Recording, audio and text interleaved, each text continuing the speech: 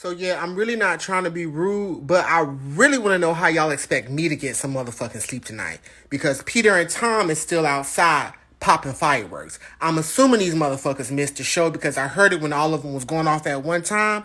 But now all I hear is pop, pop, pop, pop, pop, pop every now and again. And I gotta go to work in the morning. So what's it gonna be? Should I come down there and put one of them fireworks in your ass, or are you gonna shut the fuck up? I know y'all celebrating. I'm gonna let y'all continue, but shut the fuck up.